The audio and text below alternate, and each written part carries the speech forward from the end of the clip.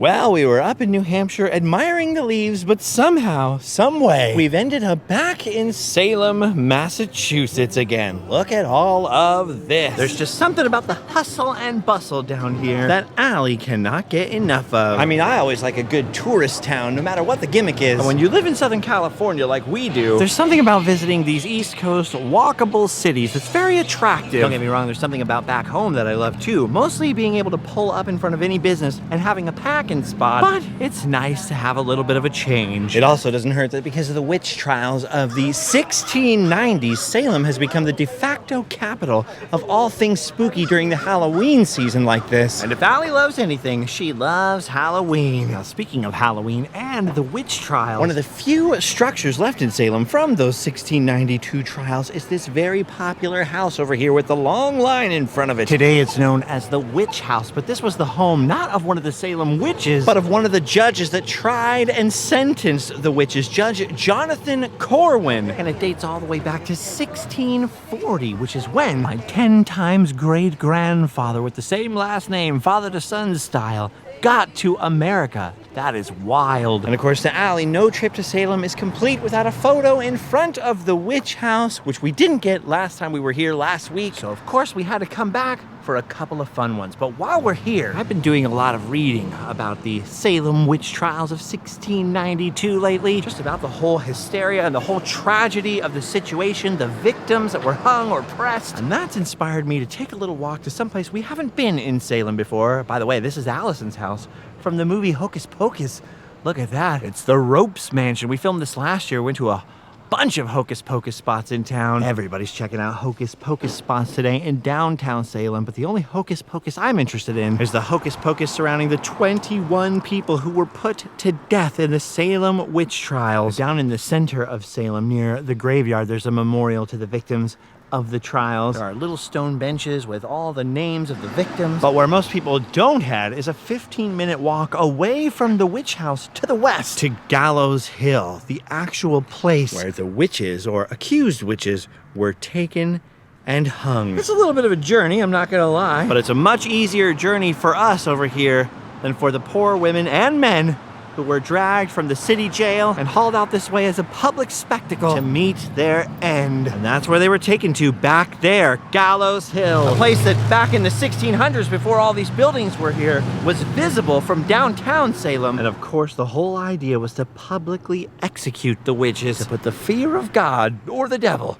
into the townsfolk. And look at this, way off the beaten tourist track in this little neighborhood over here, up on the side of Gallows Hill. This rocky area up here was known as Proctors Ledge. Apparently this was as high as they could get carts up Gallows Hill back then, before there were roads. And so roughly speaking, this is the place where the witches were hung by the neck from trees growing up out of these very rocks. And the crazy thing is, it wasn't until 2016 that historians in Salem decided this was, in fact, the actual spot, and then took steps to build this memorial here at Proctors Ledge. See, for many years, they believed that they hung the witches at the summit of Gallows Hill, way up above here, but it was in the 20s when a historian figured out from all the available data and all the writings of people who witnessed the event and from where they could see it, like the different houses and such, that the spot was down here on Proctors Ledge, much lower than they had originally thought. And of course, there was no memorial left here at the time, because immediately after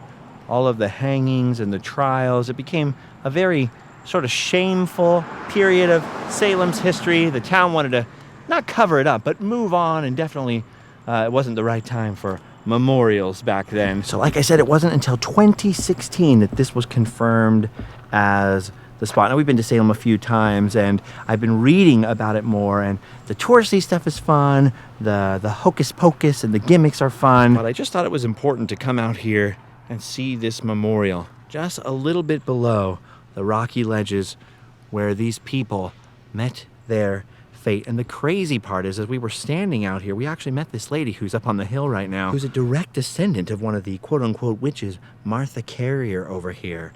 I mean, that's crazy. See, these were real people. They had real families, some of which are still around today. It also strikes me that all of these people were very devout people of faith, Christians. Makes me wonder what they think of all the crazy occult stores and wild stuff going on in Salem now. And the reason they were considered witches, it was pretty easy to be convicted of witchcraft, is mostly just because maybe a neighbor didn't like them.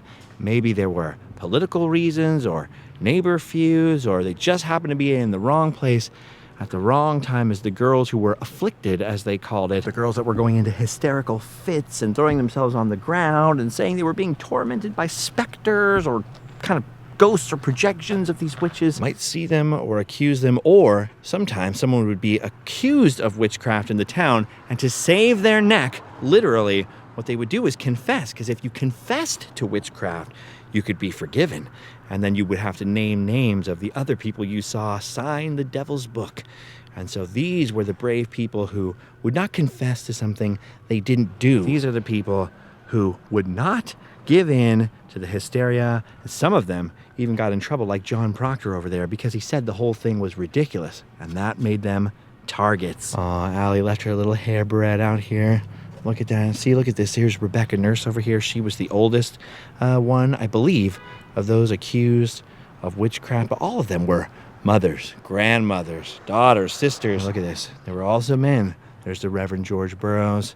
There's George Jacobs. There's John Proctor, John Willard. Of course, famously, Giles Corey was pressed to death with rocks, and he does not have a little memorial here, because he wasn't actually convicted of witchcraft. He refused to plea either way. He wouldn't say whether he was guilty or innocent. And according to legend, of course, as they left him under all these rocks they were stacking on him to press him to death for days. Towards the end, they were trying to give him a chance. How do you plead? And he just said, more weight. See, he knew if he wasn't accused, his property wouldn't be taken away. You couldn't lose your land if you were convicted of witchcraft and executed, but you could have your property taken by the sheriff out here, who apparently didn't like Giles Corey very much.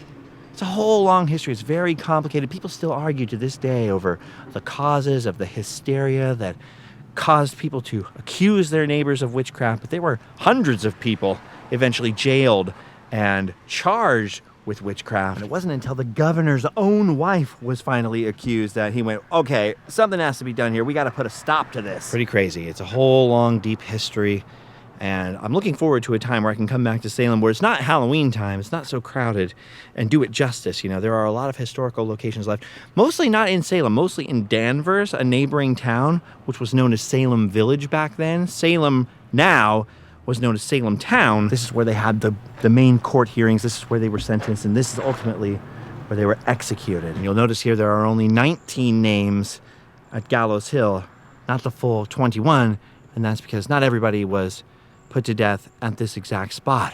But these are the 19 people that were believed to be executed here. And of course, because they were accused of witchcraft and found guilty, they couldn't be buried in the Christian cemeteries. And so for years and years and years, the legend was that their families came here after these people were hung, then took their bodies and buried them privately.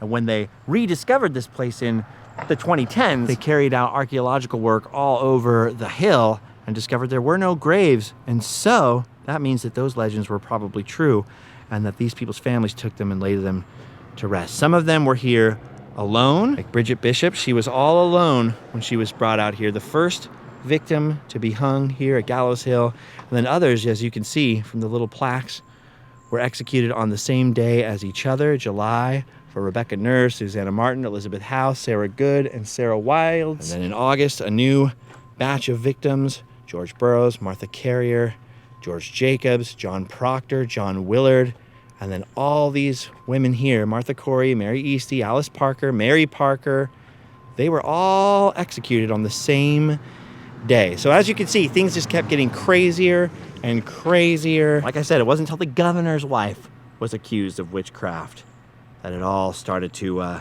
come to a stop. Not that people didn't continue to believe in witchcraft or believe that maybe there were witches among them, that the devil had come to Salem, but most of the evidence against these women was spectral evidence. So that means that people accusing them would say, I can see the specter of goody so-and-so, and she's in the room sticking me with pins. And you're like, what are you talking about? Unseen evidence, right? So to calm things down, they outlawed using spectral evidence in court. And 5 years after the witch hysteria had sort of officially ended and the trials had all been stopped, they finally outlawed having witch trials at all. Pretty crazy that you could give your neighbor a dirty look, or you have a neighbor who was drunk and annoying, and you could just say, he's doing witchcraft on me. I saw him at my bed. He was poking me with a pin. And the whole town would go crazy and sentence him to death. Whew. Seems very different from modern times, and yet in some ways it really isn't. Neighbor against neighbor, people turning on each other over minor differences or major differences. It's hard for human beings to live in peace with each other, but it's something we all gotta strive for. Anyway, there's no way I can do all these people or the story justice today. I just thought it was important just to take a little moment here at the beginning of our last visit to Salem on this trip and just sort of acknowledge that these were real people, that a real horrible tragedy culminated in the events that happened right here on this hill, and that it wasn't all fun and games. All right, well, having said that, let's walk back into Salem and maybe do some fun and games. Who knows? I just thought it's important that we took a minute to remember. Oh, speaking of fun and games, look at this Halloween decoration. Knock to meet our daughter Molly. She's not like the other kids. I see the things that hate you the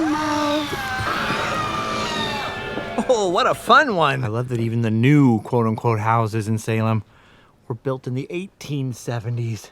That is so crazy. It's so old compared to where I'm from. I live in a house that was built in 1957, the house that we rent, and people near us are like, your house is so old! Man, we came last week on a weekday, and of course we're back here 1 week later on another Thursday.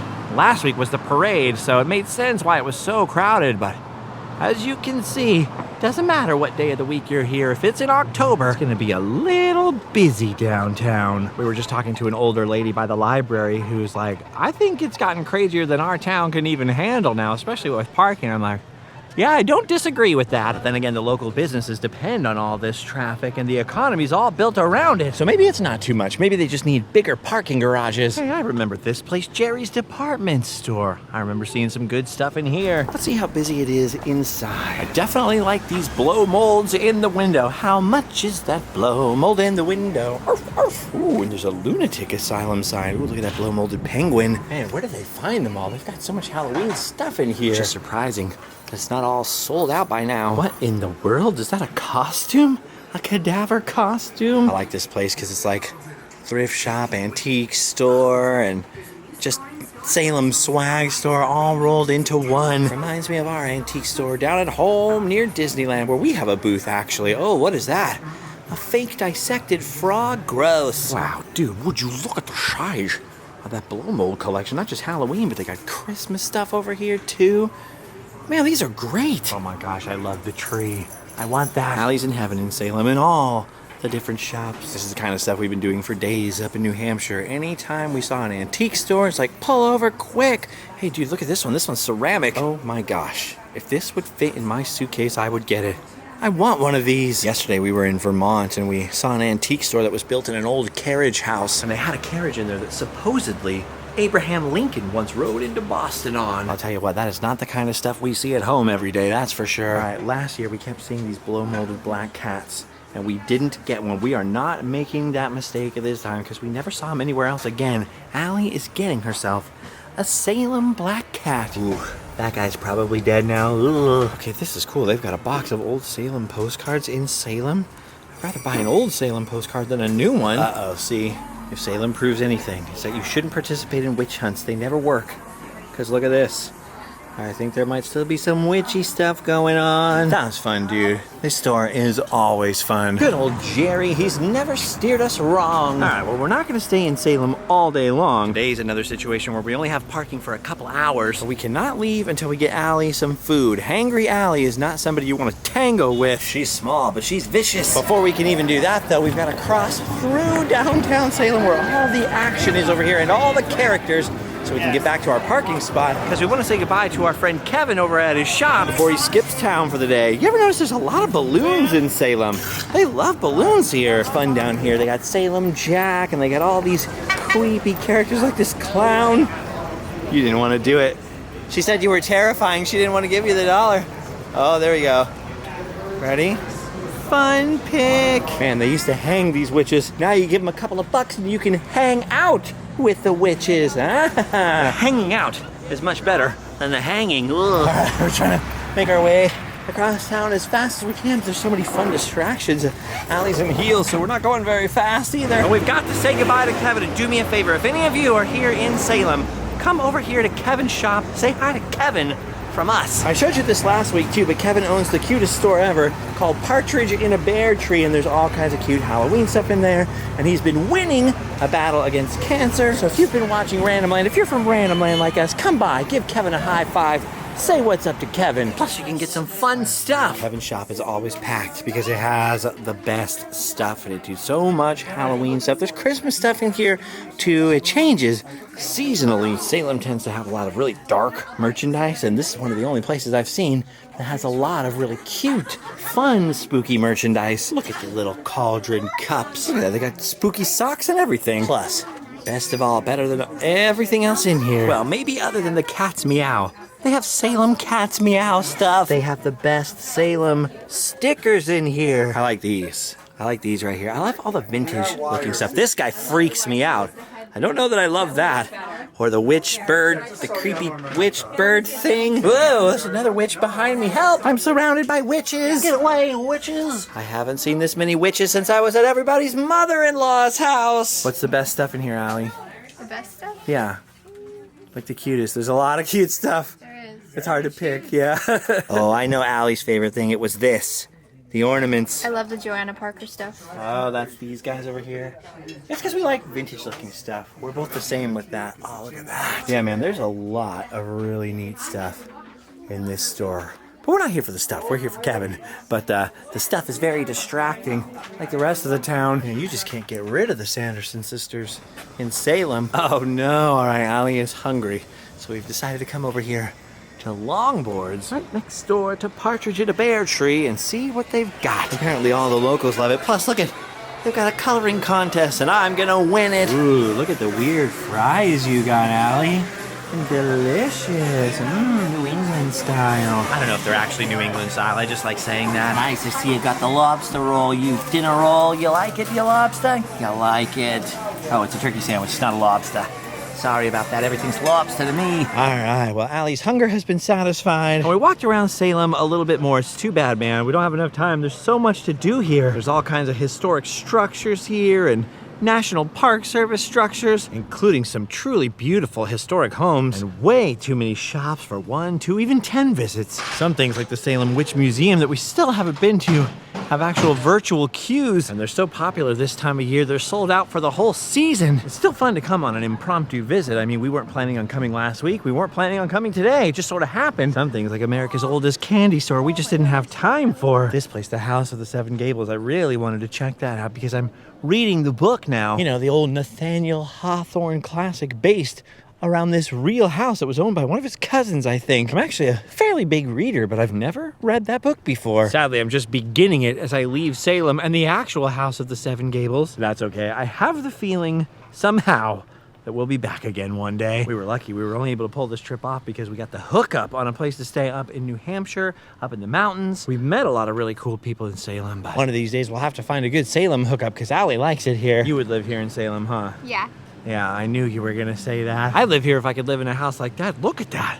That is cool looking. Well, I know it's hokey and a little touristy and a little really typical on the beaten path. But I have to say, over several visits, Salem's really won me over. And you know what really won me over is the people. Everybody's really nice here, even though they're invaded by tourists.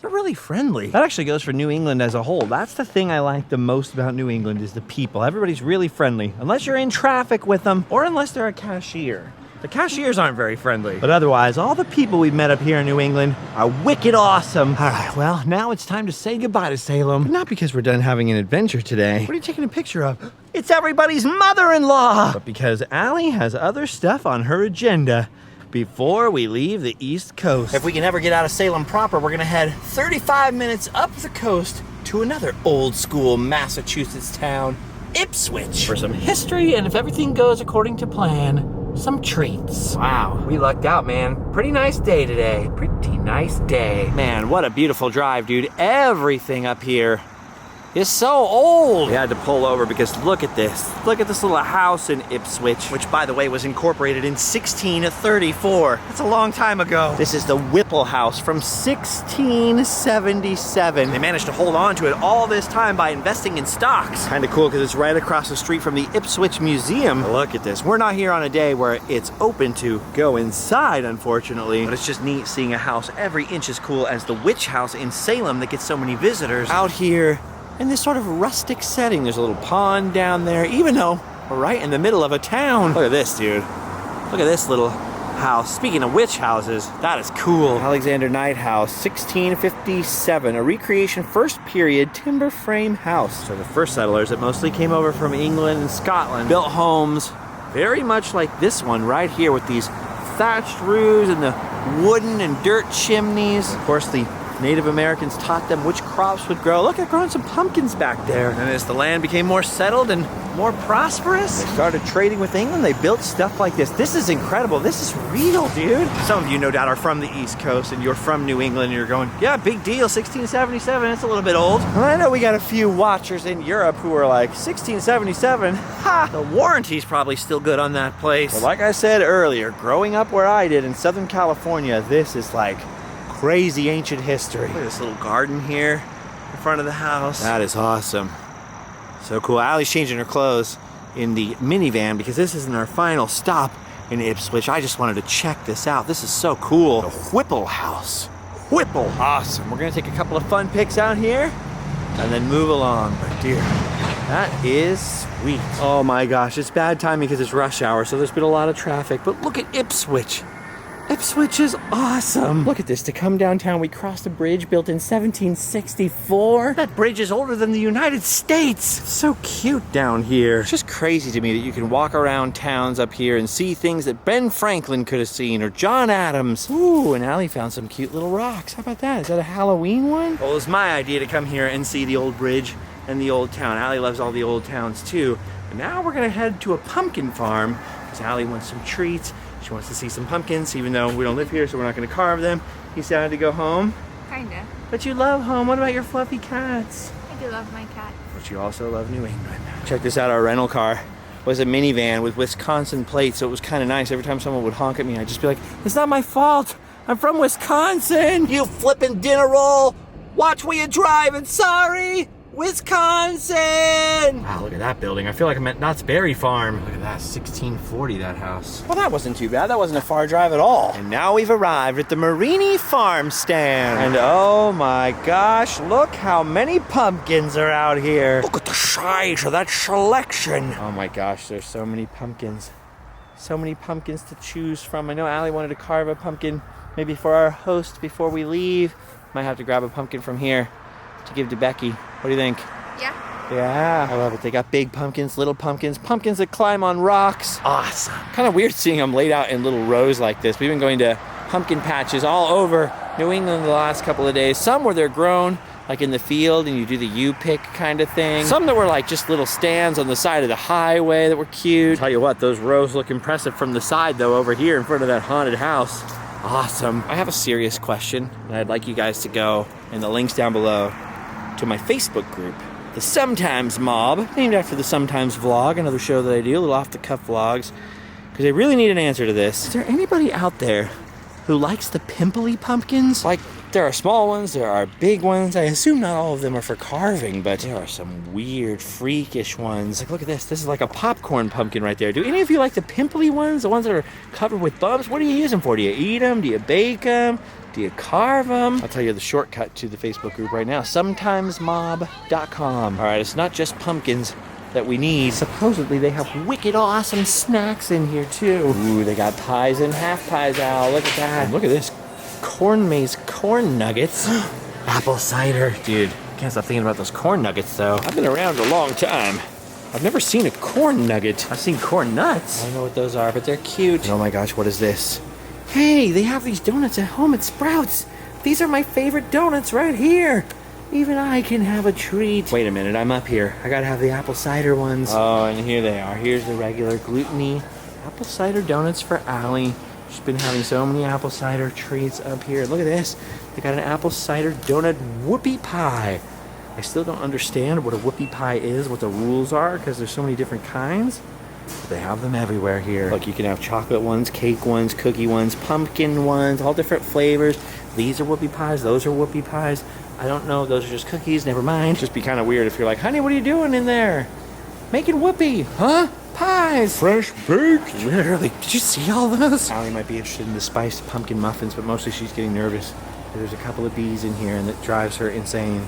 She can't relax. I keep telling her bees have a right to exist too, but she doesn't believe me. I don't know what they're doing, but apparently bees love raspberry crumb cake and banana bread, and dama bread. Pretty neat place. And then look at this over here. They've got an Alice in Wonderland corn maze. Sadly, right now, they've got it reserved for a private party. Well, maybe next time. Reminds you of your Bishop's pumpkin farm back home, huh? Well, maybe next year we'll have to go to Bishop's instead of New England. We'll see. Would you rather come to New England every year for the rest of your life and never go to Bishop's again? Or go to Bishop's every year for the rest of your life and never come to New England again? Come here?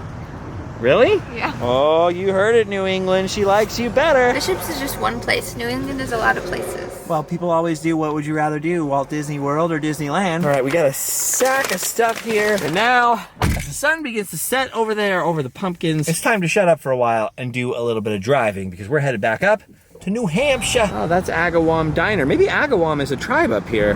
Anyway, back to the freeway and back north to New Hampshire. It's a little bit nuts here. It's a long, long drive, about 2 hours or so. And the funny part is, it's at least 40 minutes past where we would turn to go where we're sleeping.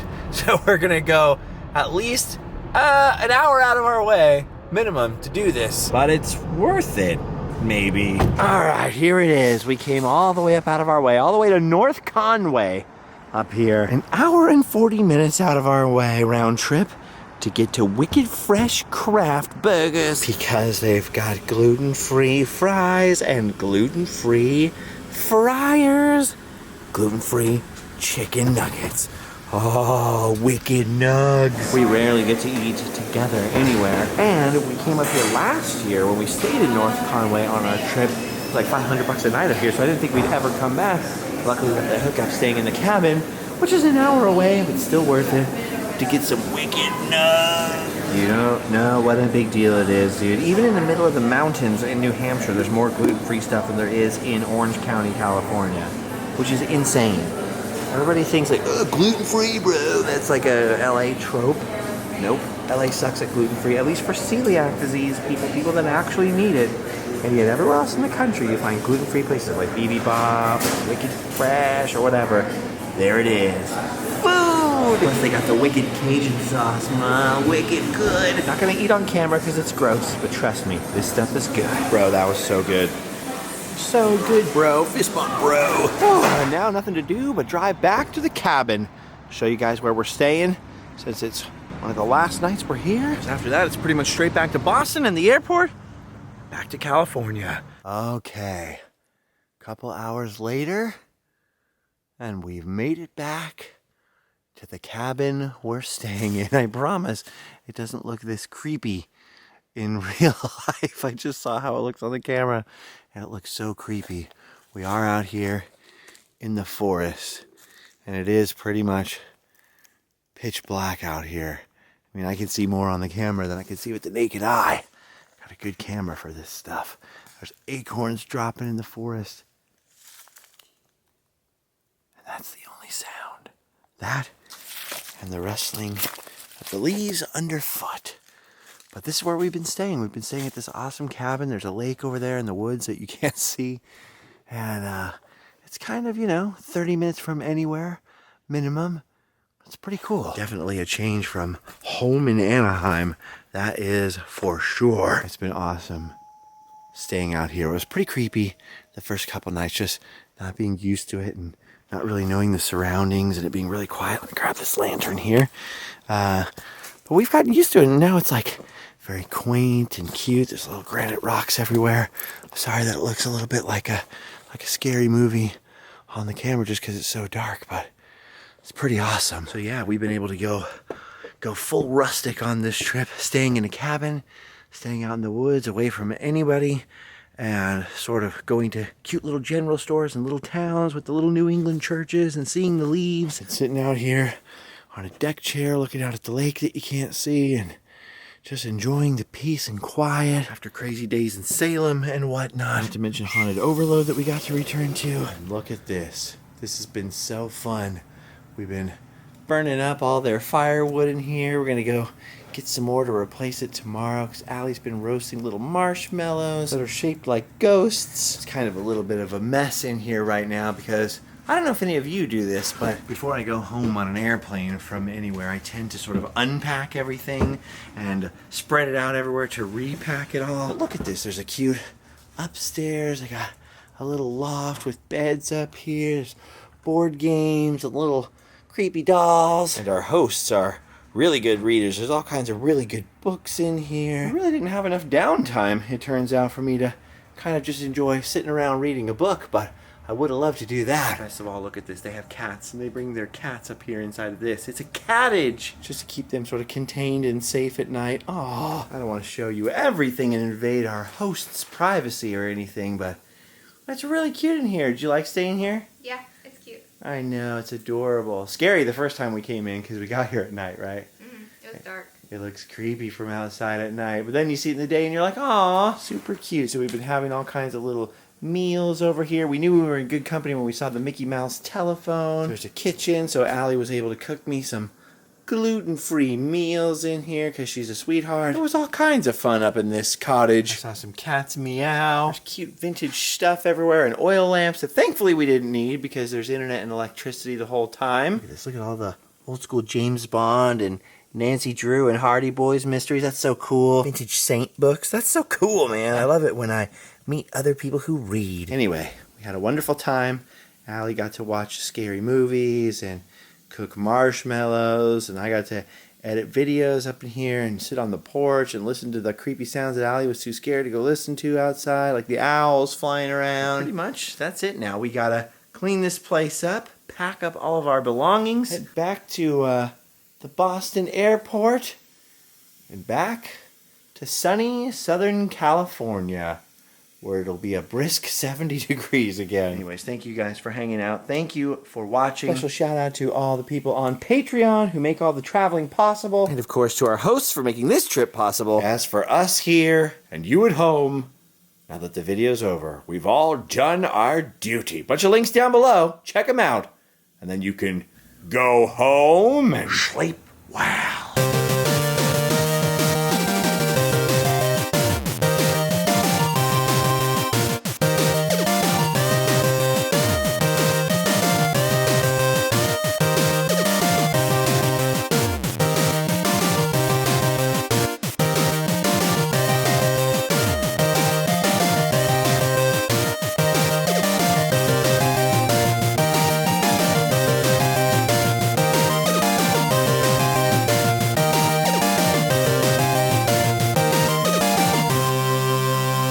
Pretty much that's it, Snap.